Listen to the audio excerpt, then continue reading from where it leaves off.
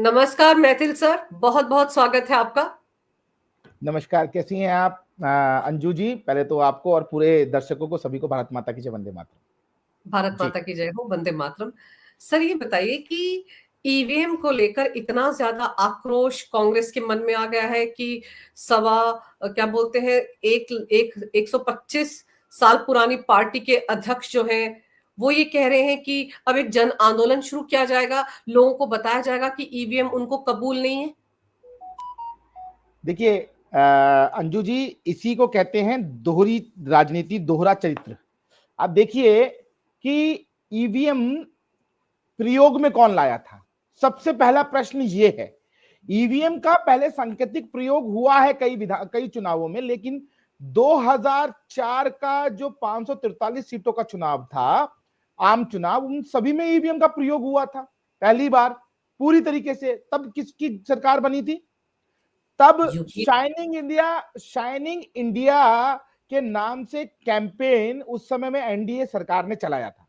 क्या जी। तब तत्कालीन पूर्व प्रधानमंत्री श्रद्धेय भारत रत्न अटल बिहारी वाजपेयी जी ने कभी आरोप लगाया कि भैया ये जो ईवीएम है, ये पहली बार हुआ ईवीएम से चुनाव, और इस ईवीएम से चुनाव होने के बाद हम हार गए, हमने तो इतना अच्छा काम किया था, बिल्कुल। भारतमाला प्रोजेक्ट चलाया था, स्वर्ण चतुर्भुज योजना चलाई थी, हमारे संग तो भगवान श्री राम का आशीर्वाद है, और ग्राम ग्राम तक सड़कें पहुंचाई हमने।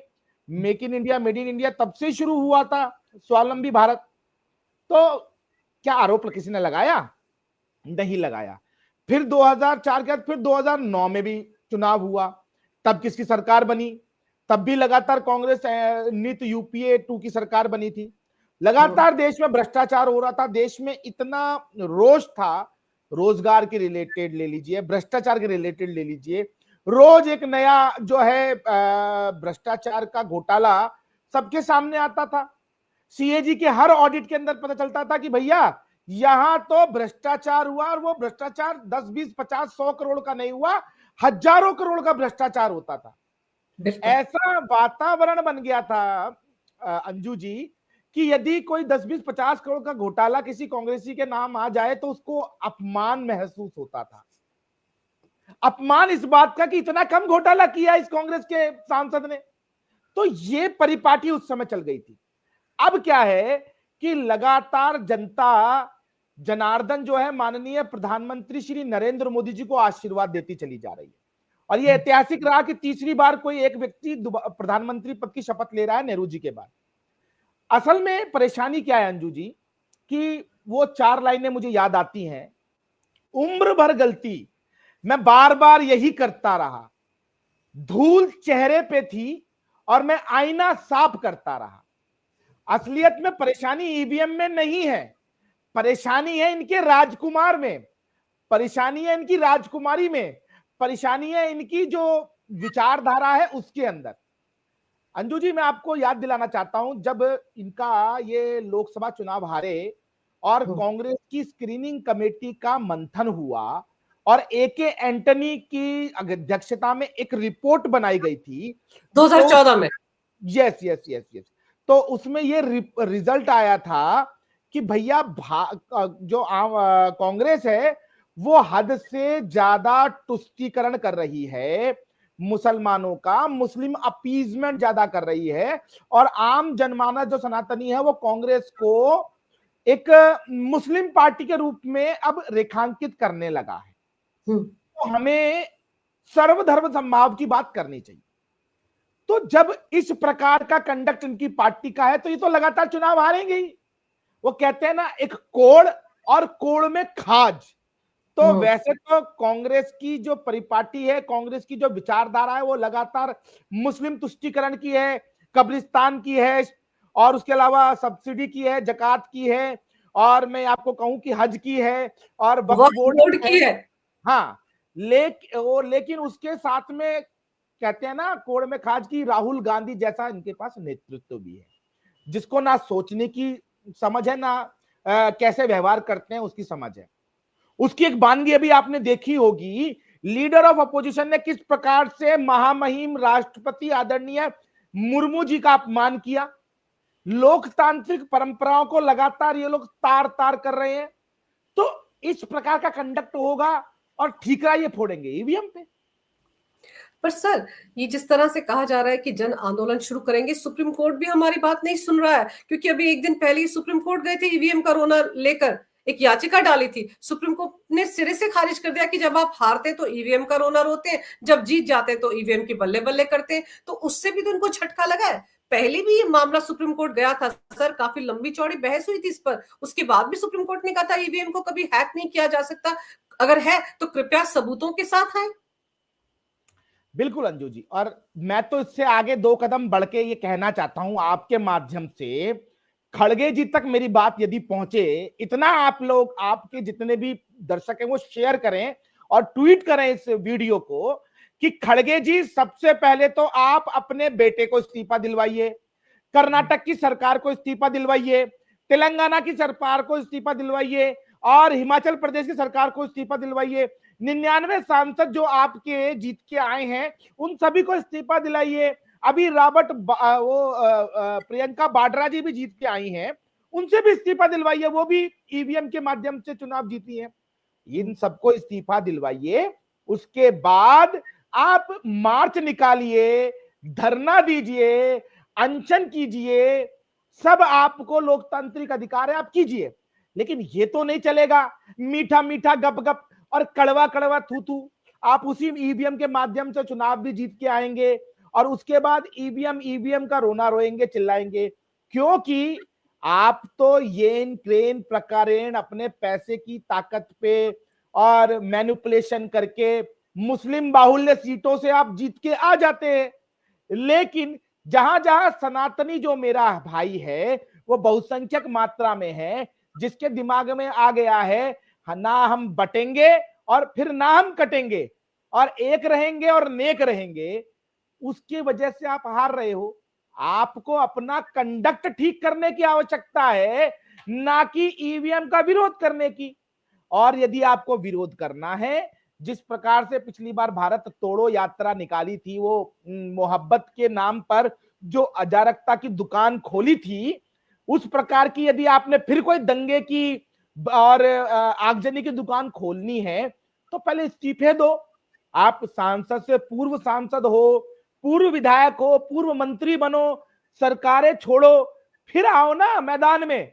ये थोड़ी है कि आप केवल और केवल ट्विटर खेलते रहोगे, सोशल मीडिया पे शेयर बनोगे।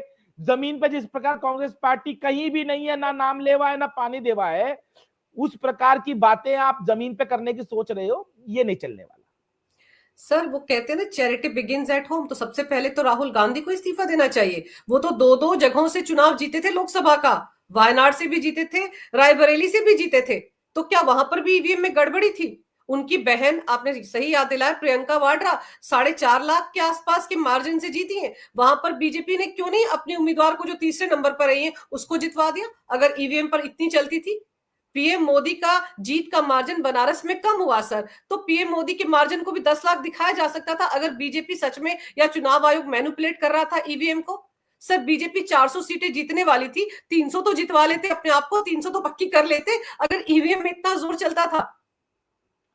देखिए, आपका कहना 100% सही है। इसमें और 4 बातें मैं ऐड करना चाहता हूं। केदारनाथ की सीट कांग्रेस जीती थी, है, वहां चाहते भारतीय जनता पार्टी अगर ईवीएम में ही गलती करनी थी या गोरख धंधा करना था तो वहां पर क्या करते, वहां पर यही करते ना कि ईवीएम के माध्यम से चुनाव जीत जाते।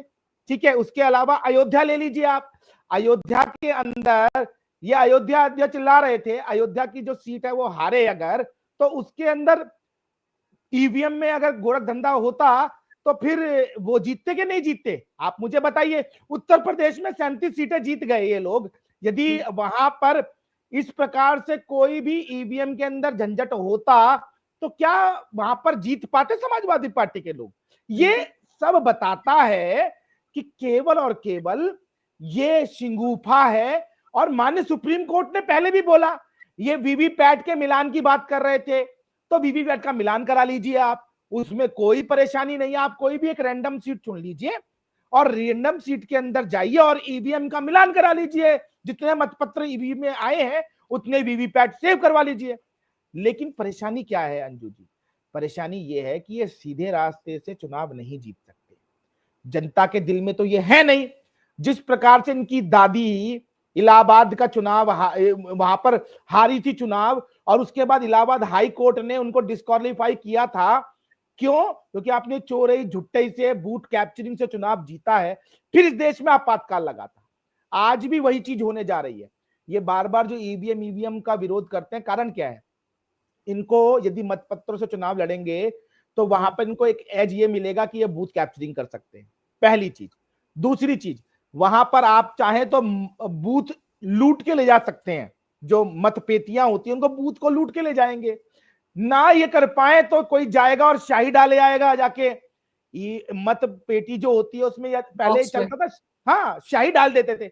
मैं भी कई बार चुनाव एजेंट रहा हूं उस समय में, पुराने समय में, तो मैंने देखा है। और कई बार क्या होता था, वोट खराब होने का भी एक बहुत बड़ा गुंजाइश रहती थी। यदि आपने ठप्पा मारा और वो ठप्पा अगर डबल हो गया तो वो भी डिस्क्वालीफाई होता था वोट। तो ये इस प्रकार की चीजें कर कर चुनाव जो पद्धति है उसको डिस्टर्ब करने की कोशिश कर रहे हैं। ये तो वो बात हो गई अंजू जी कि आज इस देश के अंदर यूपीआई चल रहा है, आज इस देश में आईएमपीएस चल रहा है, आज इस देश के अंदर आरटीजीएस चल रहा है और निफ्टी चल रहा है, और कांग्रेस कह रही है कि भैया हम तो पुराने समय में जाएंगे, चेक को साइन करेंगे, 5 दिन के बाद वो भंज के हमारे अकाउंट में आएगा। तो ये सुप्रीम कोर्ट ने सिरे से नकार दिया है। और मैं चैलेंज करता हूं खड़गे साहब को, राहुल गांधी जी को, प्रियंका वाड्रा जी को और कांग्रेस के हर उस नेता को, यदि कोई वीडियो देख रहा हो, कि आप कभी दिखाइए ना करतब कैसे हैक होती है ईवीएम। अरे ईवीएम हैक करने के लिए जनता के लिए काम करना पड़ता है 24/7, बिगर छुट्टी लिए।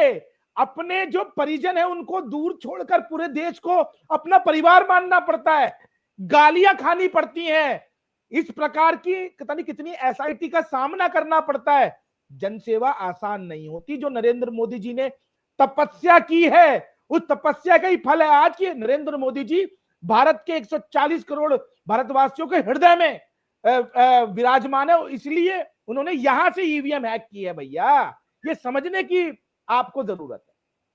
सर एक और बात जोड़ी है मल्लिकार्जुन खड़गे ने कि अडानी ने भी महाराष्ट्र के चुनाव में दखल दिया है, प्रभावित किया है। अब ये अडानी फैक्टर कैसे आ गया?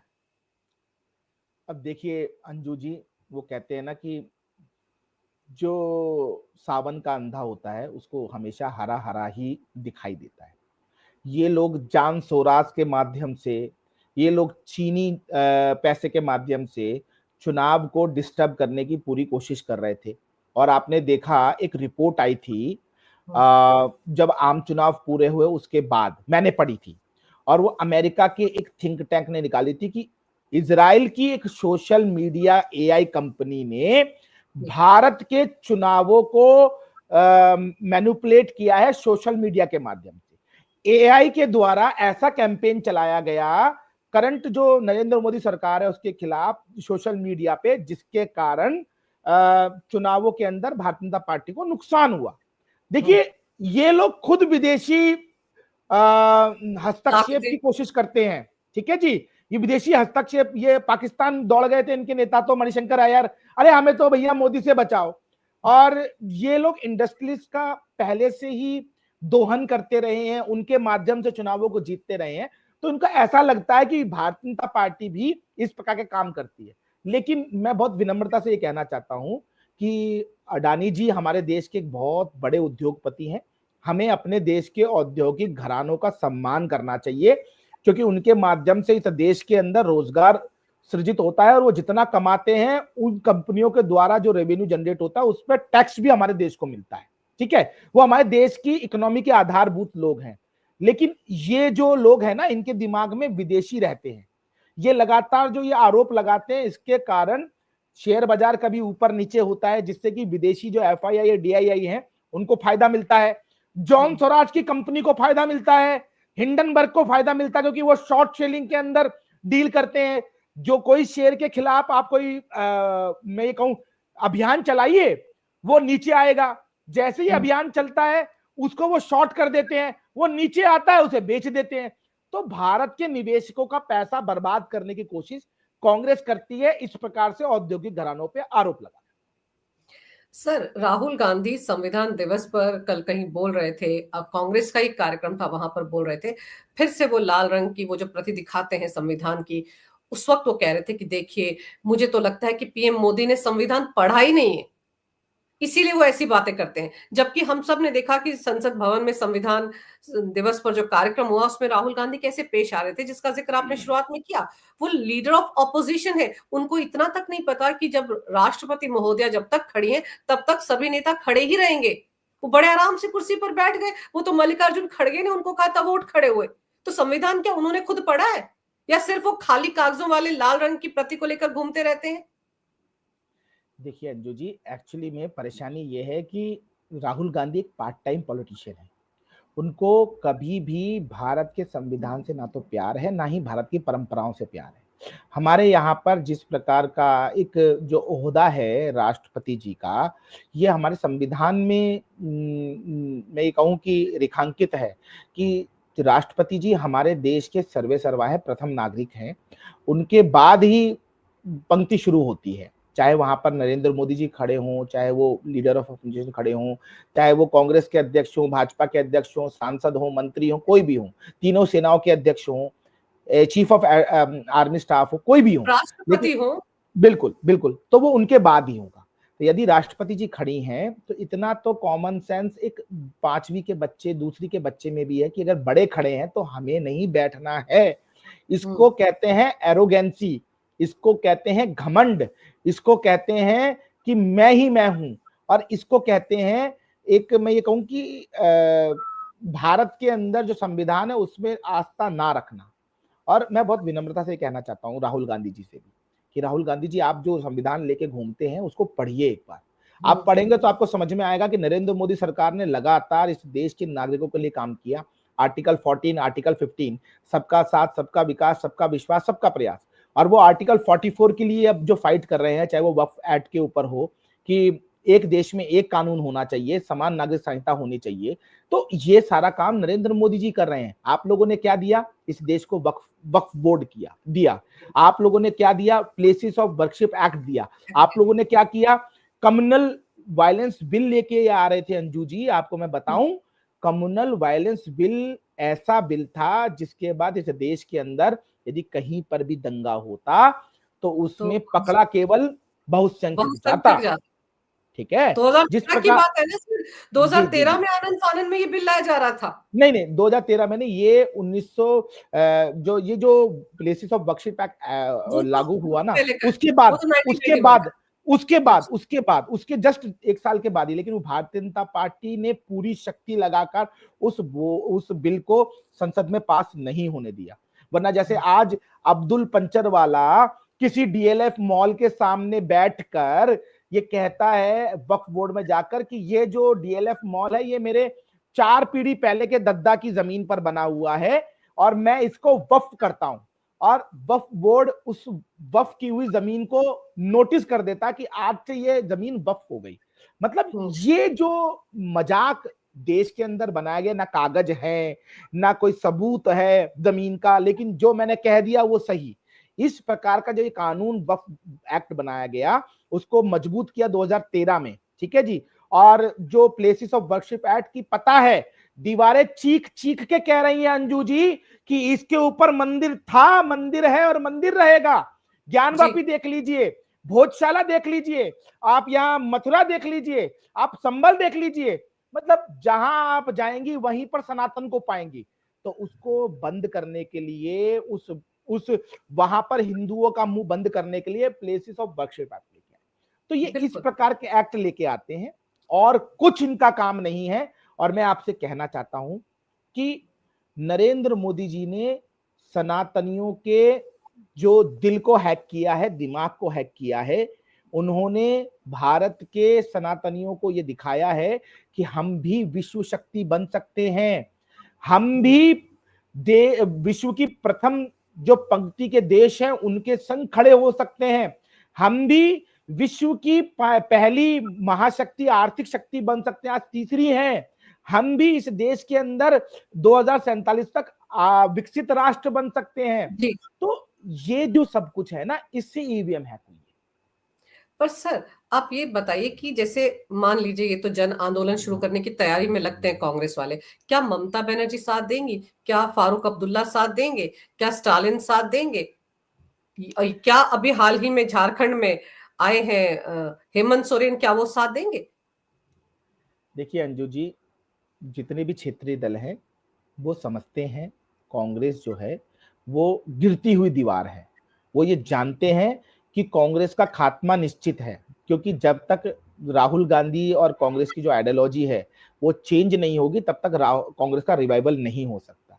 तो ये जो शेख चिल्ली वाली बातें मल्लिकार्जुन खड़गे कर रहे हैं, इससे ना तो ममता बनर्जी इत्तेफाक रखती हैं, और अभी हेमंत सोरेन खुद इनको गरिया देंगे अभी कि ये कैसे तुम ईवीएम की बात कर रहे हो। मतलब हम जीत के आए हैं तो हमारी भी जीत पे प्रश्न उठा रहे हो क्या?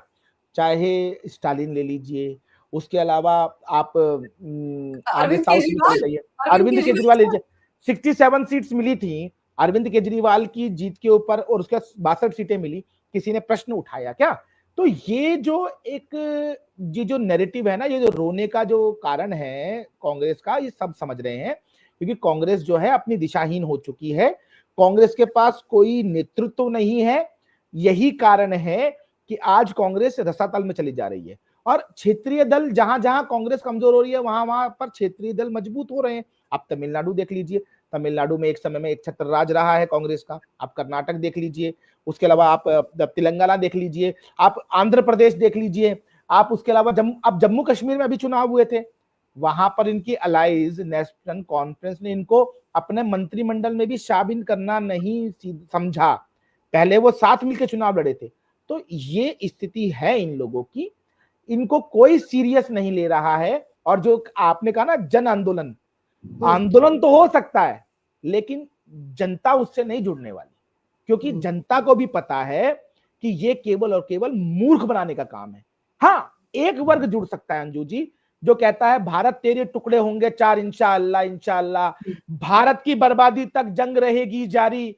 जिन लोगों को 4 शादी और 40 बच्चे पैदा करने हैं, जिन लोगों को मैं ये कहूं कि जनसंख्या जिहाद करना है, लैंड जिहाद करना है, बिजनेस जिहाद करना है, थूकना है, पेशाब करना है, ऐसे लोग जरूर इनके साथ चल देंगे। लेकिन जो आम जनमानस का व्यक्ति है, जिसको भारत से प्यार है, तिरंगा जिसके दिल में है, ऐसा कोई भी व्यक्ति इनके आंदोलन में कहीं भी खड़ा नहीं होगा, 1 से लेकर 0 तक। सर जन आंदोलन ये हो कैसे सकता है? आप तो जनता के आदेश, जो जनता ने आदेश दिया है या मैंडेट दिया है, आप उसी का तो अपमान करने के लिए सड़कों पर उतर रहे हैं।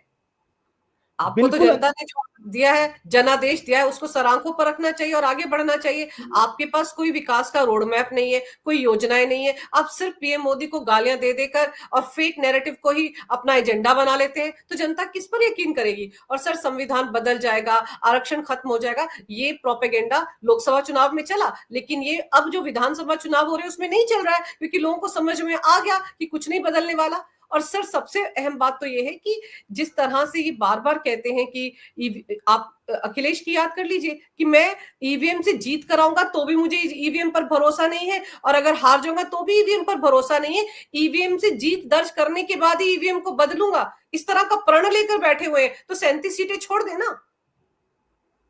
मैं यही कहना चाहता हूं, मैं यही कहा शुरुआत में, मैंने कहा कि जिसको परेशानी है ईवीएम से, आप सभी इस्तीफा दीजिए। इस्तीफा देने के बाद रोड पे आइए, आप फिर आप प्रदर्शन कीजिए, आंदोलन कीजिए, धरने कीजिए। और एक मजे की बात अंजू जी, देखिए, ये देश किसी की कहने से नहीं चलेगा, ये देश चलेगा संविधान से, ये देश चलेगा कोर्ट के निर्णय से, ये देश चलेगा जनता जनार्दन के आदेश से। जनता ने अपना मत जो है वो ईवीएम में दिया, उसका रिजल्ट आपने देखा। उसके बाद सुप्रीम कोर्ट है, सुप्रीम कोर्ट ने अपना जो निर्णय है वो सबके सामने रख दिया। उसके बाद भी यदि किसी को ऐसा लगता है कि भैया कोर्ट भी गलत है, जनता भी गलत है, हम ही सही हैं, तो इसका मतलब उनको इस देश में रहने की आवश्यकता नहीं है। आप जाइए बांग्लादेश, आप चले जाइए पाकिस्तान, आप जाइए अफगानिस्तान, आप इटली जाना चाहें इटली भी जा सकते हैं, आपके पास तो नागरिकता है, डुअल डुअल सिटीजनशिप है राहुल गांधी जी के पास, तो उस पर भी चल रहा है अभी, उस पर भी गृह मंत्री से जवाब मांगा गया कि कार्रवाई बिल्कुल करें, बताएं क्या करना है। बिल्कुल बिल्कुल बिल्कुल। तो ये सब चीजें हैं।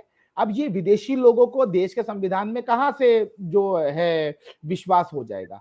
तो ये सब कहानी है और होना जाना कुछ भी नहीं है। अंजू जी, मैं आपसे कह रहा हूं, कांग्रेस गिरती हुई दीवार है, ये दिशाहीन पार्टी है, ये वो, मैं ये कहूं कि वो बच्चा है जिसको कि कहेंगे हम मंद बुद्धि। इन लोगों को समझ नहीं आता कि हार क्यों रहे हैं।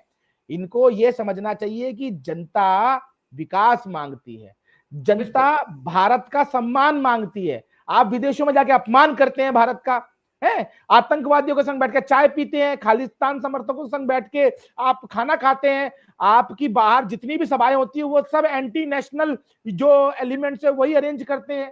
तो इससे जनता सरोकार रखती है कि कांग्रेस को नकारा जाए। कांग्रेस देश के लिए अत्यंत हानिकारक है। सर एक चीज बताइए, इन लोगों के पास एक दलील होती है कि बीजेपी के नेताओं ने भी ईवीएम पर सवाल उठाए थे, उनके बातों को कोट करते हैं, वो क्या है? देखिए, दो स्टेटमेंट्स मेरे को याद हैं। एक लाकेश आडवाणी जी का स्टेटमेंट याद है, ठीक है, हम्म। और एक स्टेटमेंट जीएलएम नरसिम्हा जी का है, जिन्होंने की किताब भी लिखी थी। हम्म। देखिए, ये दोनों के दोनों उनके व्यक्तिगत स्टेटमेंट्स हैं। इसके ऊपर भारतीय जनता पार्टी कभी भी सीरियस नहीं रही, ना ही उन्होंने इस स्टैंड को लेकर चली है। हमारा स्टैंड साफ है कि ईवीएम जो है वो सेफ है, ईवीएम ट्रस्टेड है, और भारत का संविधान जो है वो ईवीएम को सुरक्षित रखता है। तो ईवीएम के रिलेटेड यदि कोई स्टेटमेंट किसी ने व्यक्तिगत रूप से दे दिया तो उससे हमें कोई सरोकार नहीं है। अब ये तो नहीं ना कि एक पार्टी का राष्ट्रीय अध्यक्ष खड़ा होकर चिल्ला रहा है कि हम तो जन आंदोलन करेंगे, एक एक पार्टी जो दूसरा सुप्रीमो है वो भी ये कह रहा है कि मैं ईवीएम आऊंगा तो ईवीएम को खत्म करूंगा। ये उनकी पार्टी के स्टैंड है। लेकिन जो आप मैंने दो नाम बताए वो उनके व्यक्तिगत नाम थे, व्यक्तिगत विचार थे, और वो विचार उन्हीं तक सीमित है। वो भाजपा में कहीं भी कहीं नहीं कोई सरोकार रखते हैं। सर जी। अब तो कल्याण बनर्जी ने राहुल गांधी के खिलाफ भी मोर्चा खोल लिया है। संसद में कह रहे थे, संसद भवन के बाहर वो एक चैनल से बात करते हुए कह रहे थे कि कांग्रेस की अगुवाई में लड़ाई नहीं लड़ी जा सकती बीजेपी के खिलाफ, इसके लिए तो किसी क्षेत्रीय दल के नेता को आगे आना चाहिए। उन्होंने ममता बनर्जी का नाम लिया, हेमंत सोरेन का नाम ले दिया, स्टालिन का नाम लिया। तो वो चाह रहे हैं कि ममता बनर्जी आए केंद्र में, वही इस ये जो इंडी गठबंधन बना है इसकी अगुवाई करें। वैसे भी ममता बनर्जी अभी उपचुनाव में भी जीत गई हैं, तो वहां पर भी राहुल गांधी शायद यही कह रहे होंगे कि ईवीएम हैक हो गई। मैंने आपको पहले ही कहा था, कांग्रेस को कोई भी क्षेत्रीय दल सीरियस नहीं ले रहा है। कांग्रेस के पास ना नीति है, ना नियत है, ना लीडरशिप है, ना पॉलिसीज हैं, और ये बात अच्छे से समझते हैं क्षेत्र देश के क्षेत्रीय दल। देखिए, हर एक क्षेत्रीय दल अपने अपने राज्य में बहुत मजबूत है। भारतीय जनता पार्टी केवल एक ऐसी पार्टी है जिसने कि इन क्षेत्रीय दलों को चुनौती दी है, और लगातार पिछले 20 साल 22 साल में इन क्षेत्रीय दलों की सत्ता को जो है चैलेंज किया है। आप देखिए ना, बंगाल में जाकर जहां पर भारतीय जनता पार्टी के 3 विधायक थे, वहां पर 77 हुए। वहां पर 2.5 करोड़ से ज्यादा मतदाताओं ने भारतीय जनता पार्टी को आशीर्वाद दिया। बम मारने वाले लोग और मैं ये कहूं कि पॉलिटिकल किलिंग्स करने वाले लोग जो हैं वो तृणमूल कांग्रेस के हैं। उन लोगों ने लगातार सामूहिक बलात्कार भी किया भारतीय जनता पार्टी की नेत्रियों के, उन्होंने हत्याएं भी की भारतीय जनता पार्टी के नेताओं की, बूथ एजेंटों की, और एक बहुत ही रक्त रंजित जो व्यवस्था है वो बंगाल के अंदर है। वो अपने राज्य में इस प्रकार की चीजों को सिक्योर करते हैं।